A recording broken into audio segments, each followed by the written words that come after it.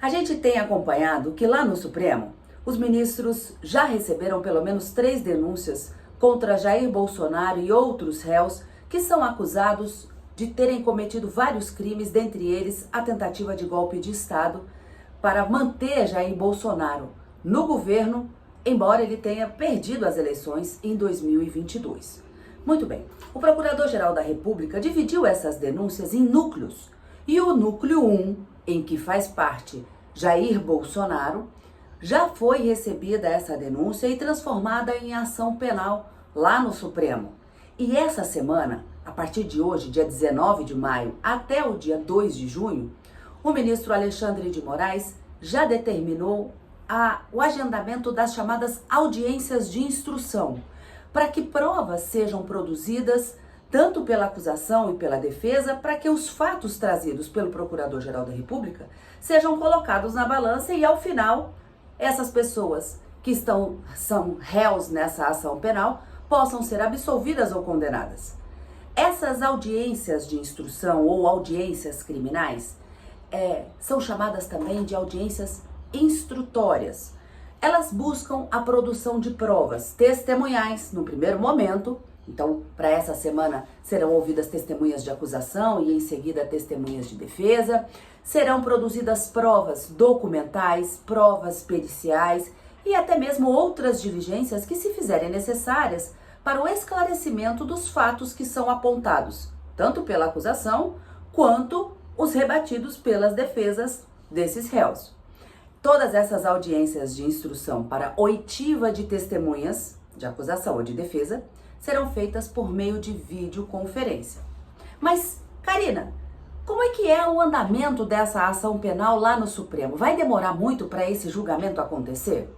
Olha, o prazo a gente não consegue dar efetivamente porque são muitos réus, são vários núcleos e é possível que haja recurso, haja um pedido de adiamento para essas oitivas e, enfim, o prazo é difícil da gente dar, mas o passo a passo a gente consegue passar aqui para vocês. Vamos lá. Uma vez que recebida a denúncia, e a gente já acompanhou isso aqui, a denúncia transforma-se em ação penal. E aí começa a tramitação da ação penal. Lá no Supremo, nós temos uma lei específica que determina como é esse andamento da ação penal no Supremo e no STJ. Mas no que essa legislação especial não trata, é aplicado o Código de Processo Penal e também o regimento interno da Suprema Corte. Muito bem. Recebida a denúncia, transformada em ação penal, a defesa é intimada para apresentar defesa prévia.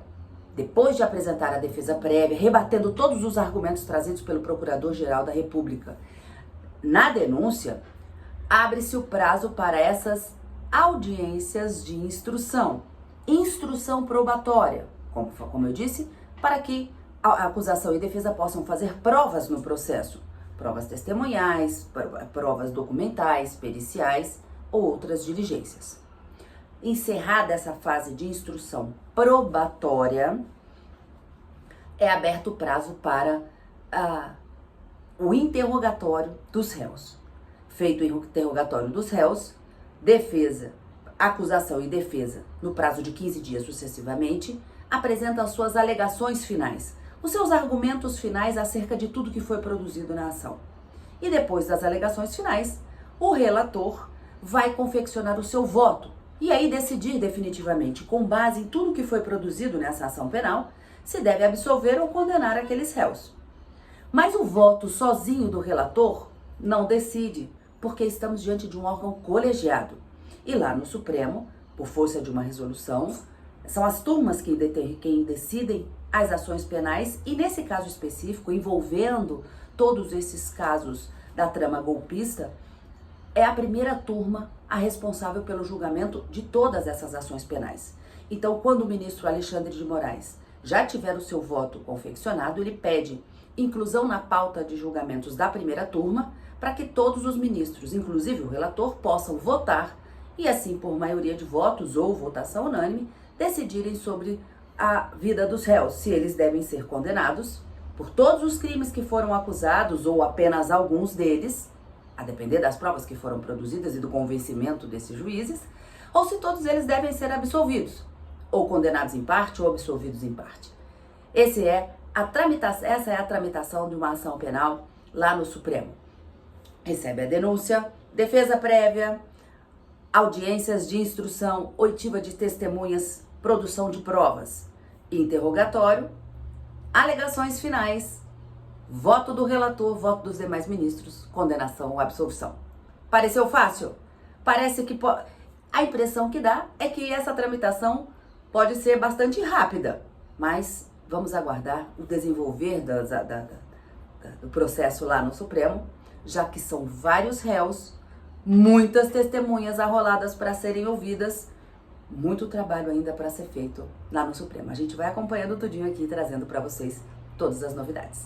Fique com a gente aqui no HJur.